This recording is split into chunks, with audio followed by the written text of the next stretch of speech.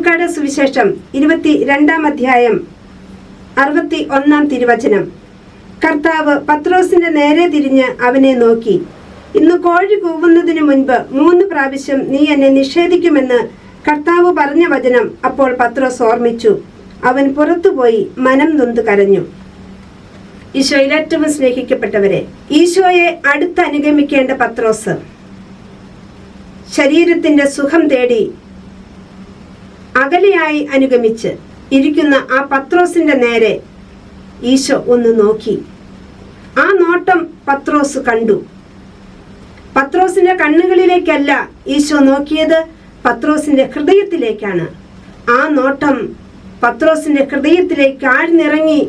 പത്രോസ് ചെയ്തുപോയ കടന്നുപോന്ന പാവ വഴികളെ ഓർത്ത്, ഈശോയെ തള്ളിപ്പറഞ്ഞ നിമിഷങ്ങളെ ഓർത്ത്, അകലെയായിട്ട് അനുഗമിച്ച നിമിഷത്തെ ഓർത്ത് പുറത്തുപോയി ഹൃദയം നൊന്ത് കരഞ്ഞുവെന്നാണ് വചനം പറഞ്ഞു വെക്കുക. ഈശോയിൽ ഏറ്റവും സ്നേഹിക്കപ്പെട്ടവരെ, ഹൃദയം നൊന്ത് കരയുന്ന ഒരനുഭവം ഈ പെസഹ കാലത്ത് നമുക്കുണ്ടാകട്ടെ. ഹൃദയം നൊന്ത് കരഞ്ഞ് കുമ്പസാരക്കൂടിനെ സമീപിക്കുന്ന ഒരു വ്യക്തിയെ സംബന്ധിച്ചിടത്തോളം ആ കുമ്പസാരക്കൂട്ടിലിരിക്കുന്ന പുരോഹിതൻ കത്തോലിക്ക തിരുസഭയുടെ മതബോധന ഗ്രന്ഥം അതിന്റെ 1465-ാം ഖണ്ഡികയിൽ പറഞ്ഞു വെക്കുന്നു, മുറിവേറ്റ് കിടക്കുന്ന വ്യക്തിയെ തൈലം പുരട്ടി ആശ്വസിപ്പിക്കുന്ന നല്ല ശമരയക്കാരന്റെ മനോഭാവത്തോടെയും കാണാതെ പോയ ആടിനെ അന്വേഷിച്ചിറങ്ങുന്ന നല്ല ഇടയന്റെ മനോഭാവത്തോടെയും പുത്രന്റെ തിരിച്ചുവരവിൽ സന്തോഷത്തോടെ സ്വാഗതം അരുളുകയും ചെയ്യുന്ന ഒരു പിതാവിന്റെ മനോഭാവത്തോടെയുമാണ് ഒരു വൈദികൻ കുമ്പസാരക്കൂട്ടിലായിരിക്കുന്നത്.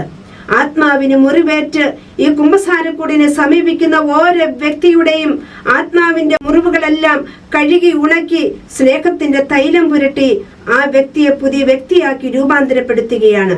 ആകയാൽ എന്റെ പ്രിയപ്പെട്ട ദൈവജനമേ, ഈ പെസഹ കാലത്ത് നമ്മുടെ ഹൃദയത്തിലേക്ക് ആ കാൽവരി കുരിശിൽ കിടന്ന് എന്റെ ഹൃദയത്തിലേക്ക് നോക്കുന്ന യേശുവിന്റെ ആ നോട്ടം എന്റെ ഹൃദയത്തിലേക്ക് ആഴ്ന്നിറങ്ങട്ടെ. കടന്നു പോകുന്ന പാപ വഴികളെ ഓർത്ത്, ദൈവത്തിൽ നിന്ന് അകന്നുപോയ നിമിഷങ്ങളെ ഓർത്ത് ഒന്ന് ഹൃദയം നൊന്ത് കരയാൻ നമുക്ക് സാധിക്കട്ടെ. ആ കുമ്പസാരക്കൂട്ടില് എല്ലാ പാപങ്ങളും ഏറ്റുപറഞ്ഞ് നല്ലൊരു കുമ്പസാരം നടത്താൻ ഈ പെസഹ കാലത്ത് നമുക്ക് സാധിക്കട്ടെ. അതിനായി ദൈവം നമ്മളെ എല്ലാവരെയും സമൃദ്ധമായി അനുഗ്രഹിക്കട്ടെ. എല്ലാവർക്കും നല്ല ഒരു പെസഹ കാലം ആശംസിക്കുന്നു.